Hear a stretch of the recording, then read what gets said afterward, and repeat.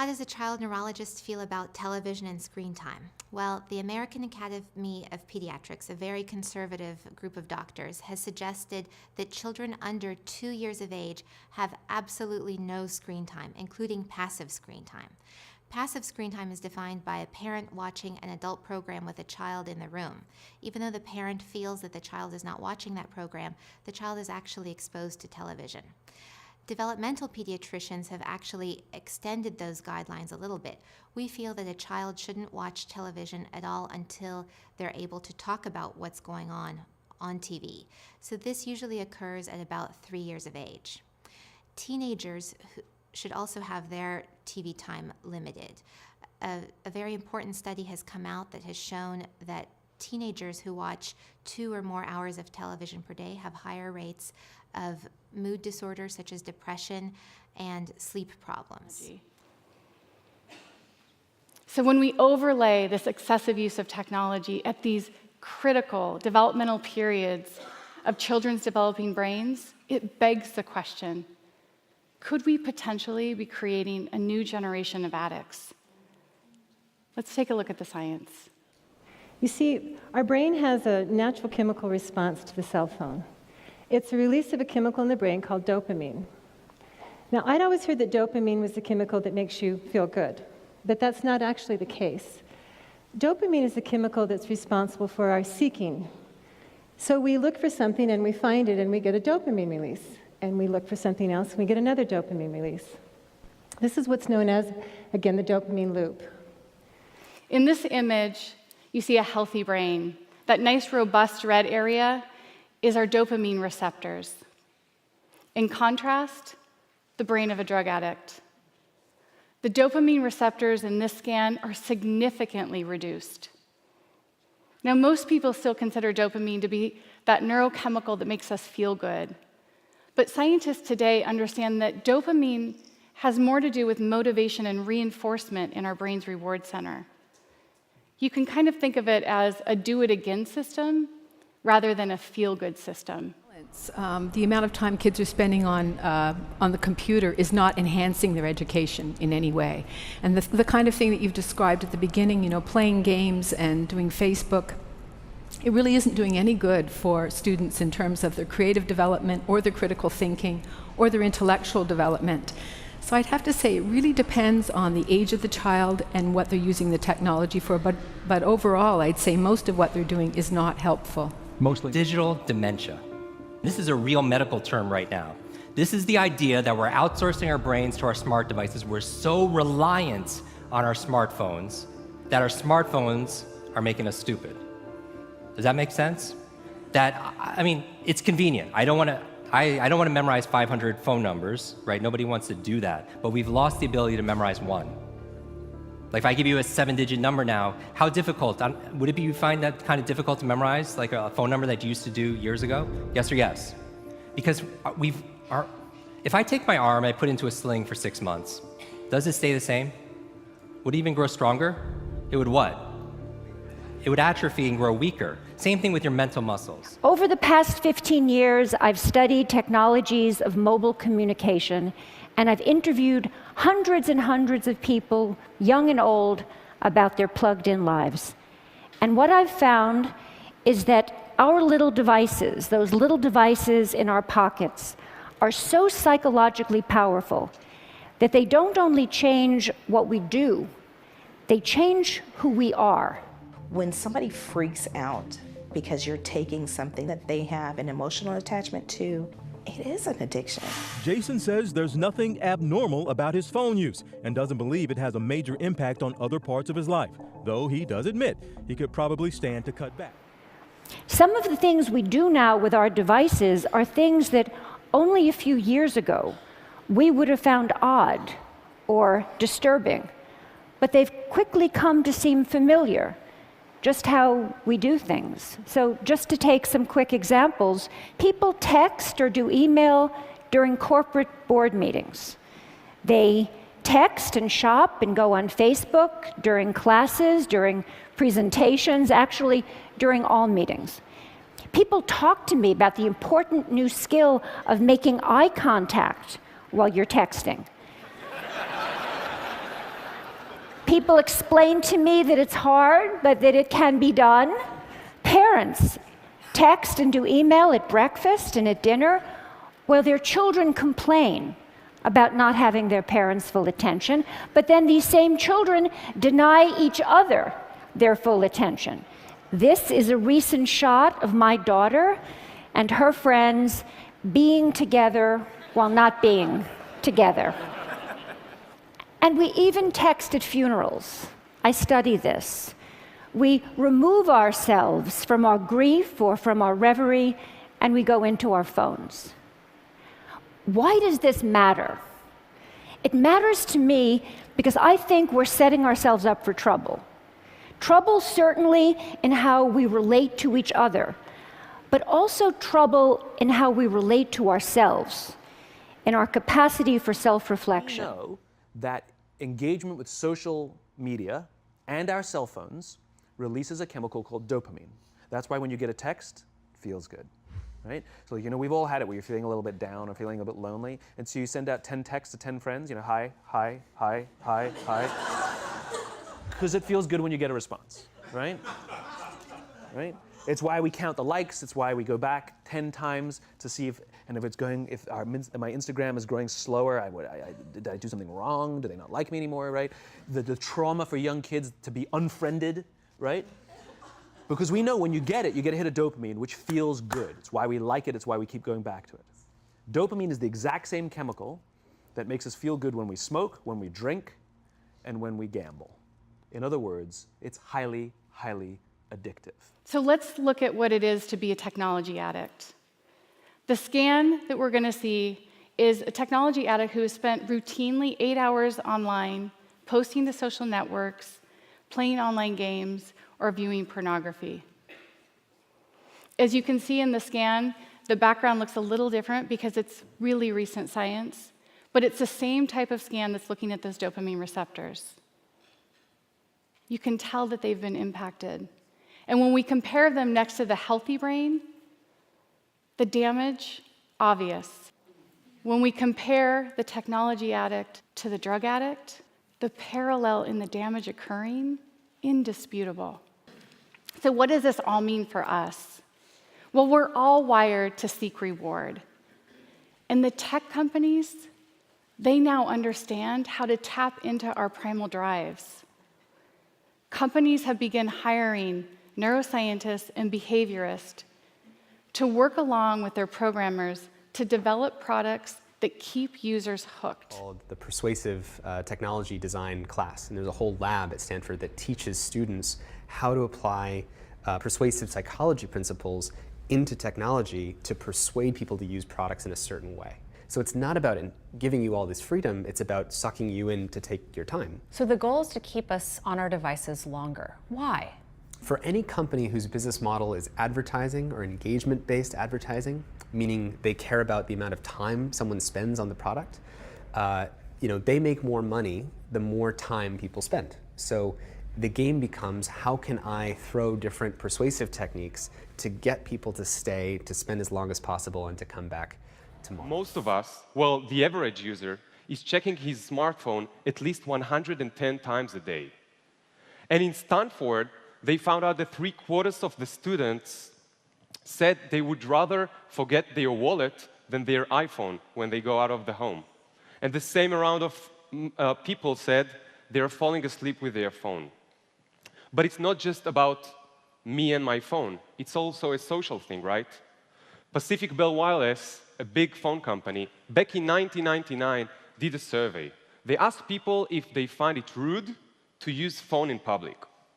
More than 90% said they find it really rude to use the phone in restaurants, at the dinner, at the movies, in the classroom, well, where everyone else is. But now, 15 years later, it became so common for people to use the phone around others, we already have a special word for it. It's called phubbing. It's when you snob someone who sits next to you, or in front of you, or maybe even talking to you, by using your phone.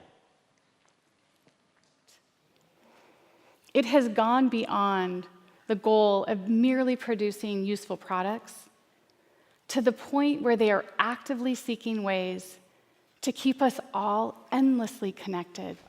What are some examples of apps that people use on a pretty regular basis, and the ways that these companies are drawing this in? Have you noticed if you ever log into Twitter, as an example? So there's an extra delay that you don't know how long it's going to take. It's between 2 and 3 seconds, where the number of new notifications on Twitter you have. So why is that there? Well, it makes that into what's called a variable schedule reward. It's like a slot machine. So you're playing the slot machine, and there's a time delay, and in that time delay, your anticipation's building, and then you get to see how many notifications I get. And so you become more addicted to checking it again the next time. The most common use of cell phones is occurring in college students. They're receiving about 100 texts a day and checking for their texts an additional 60 times a day. Now, their compulsive addiction isn't to the cell phone. It's to the dopamine they get every time they get a message. So, I wanted to know, is it a real addiction? Can we call it an addiction? Because you could say this is just a lot of use. Apparently, there are some similarities between the smartphone addiction to other addictions. For example, when a smoker can get his cigarette, he feels stressful, he feels anxious. It's the same for an alcoholic who can't get his drink. And apparently, we feel stressed when we can't get our phone on, or when our battery is about to die. You probably know this feeling. Look what happened. You have an entire generation that has access to an addictive, numbing chemical called dopamine through social media and cell phones as they're going through the high stress of adolescence. Why is this important? Almost every alcoholic discovered alcohol when they were teenagers. When we're very, very young, the only approval we need is the approval of our parents. And as we go through adolescence, we make this transition where we now need the approval of our peers. Very frustrating for our parents, very important for us. It allows us to acculturate outside of our immediate families into the broader tribe, right? It's a highly, highly stressful and anxious period of our lives, and we're supposed to learn to rely on our friends. Some people, quite by accident, discover alcohol and numbing effects of dopamine to help them cope with the stresses and anxieties of adolescence. Unfortunately, that becomes hardwired in their brains, and for the rest of their lives, when they suffer significant stress, they will not turn to a person, they will turn to the bottle. Social stress, financial stress, career stress, that's pretty much the primary reasons why an alcoholic drinks, right? What's happening is, because we're allowing unfettered access to these dopamine-producing devices and media, basically it's becoming hardwired, and what we're seeing is as they grow older, too many kids don't know how to form deep, meaningful relationships. Their words, not mine. They will admit.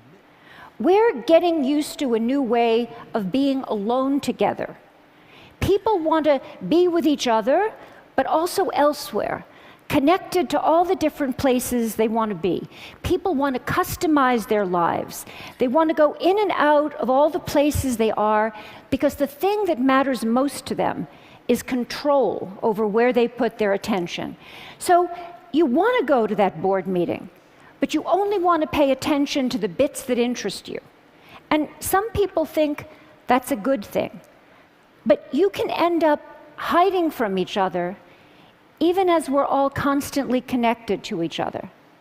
A 50-year-old businessman laments to me that he feels he doesn't have colleagues anymore at work. When he goes to work, he doesn't stop by to talk to anybody, he doesn't call, and he says he doesn't want to interrupt his colleagues because he says they're too busy on their email.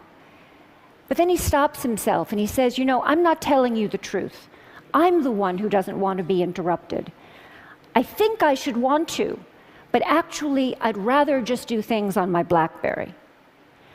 Across the generations, I see that people can't get enough of each other if and only if they can have each other at a distance in amounts they can control. I call it the Goldilocks effect. Not too close, not too far, just right. But what might feel just right for that middle-aged executive can be a problem for an adolescent who needs to develop face-to-face relationships. An 18-year-old boy who uses texting for almost everything says to me wistfully, someday, but certainly not now, I'd like to learn how to have a conversation. When we're talking about addiction, what we're really talking about is our brain's struggle for control. If we're able to avoid the substance or the behavior when it's causing us problems, great, we have no addiction issue. But when we lose control and it starts to impact our relationships, our work, our school, our self-esteem, or even our emotional stability, then the vicious cycle of addiction begins. Microstructure abnormalities is a phrase that should stand out to all of us. There are hundreds of studies in development right now by scientists who are trying to find answers to provide us all guidance. Each of the studies is complex, but they're looking at minute regions of the brain and trying to help differentiate between a healthy brain and a brain of a technology addict. Here's the structure generally of a brain. On the outermost area, you can see that is our gray matter. It's primarily responsible for processing our information and our emotions. Housed deeper within the brain is our white matter. It's like the superhighway of our brain. It facilitates messages between the brain to make sure that we get our messages to the right place at the right time so we can act upon them. The scientific research on technology addiction has shown that we have a loss of gray matter in critical areas and a reduced density of white matter within the brain. Even more alarming are the areas of the brain that are being impacted have to do with motor control, cognition, and motivation, as well as areas that process our emotions, our decision-making, and our impulse control. Right now, a teenager is photoshopping their selfie because as a society, we're telling them they're not good enough. Right now, influencers encourage narcissism without knowing the breadth and depth of their impact on their audiences. Selfies account for 1/3 of all photos on social media for people between the ages of 18 and 24. Right now, a child is looking for a signal because their parents bought them a tablet instead of a phone, and they have needs that need to be met. Adolescents today would rather lose a pinky than give up their phone. Right now, 40,000 spectators are in an Olympic football arena watching a competitive esports competition because this is this generation's football match. 97% of teens play video games. The other 3% didn't understand the question. Right now, a child is heading home because of a mandatory curfew in a country. In South Korea, internet addiction is classified along with alcohol, cigarettes, and gambling as an addiction. Parents have to intervene. We have to stop giving our kids free access to social media and phones at young ages. They are not ready for it. Their minds cannot cope with the dopamine. Balance is fine. You can give a kid a phone, but they can't use it in their bedroom. They can't have it at the dinner table. They can't take it to school. They can only have it up to a certain hour, and you take it away. They're children. You can take the phone away. We've got to intervene as parents. But as companies, we now have to deal with the influx of kids that are coming into our companies with addiction. Watch, I see it all the time. Walk through any office. You'll see the older employees have their phones on the sides of their computers as they're working. You'll see the youngest employees have their phones face up in front of their keyboards between their arms as they're working. And this is how they work.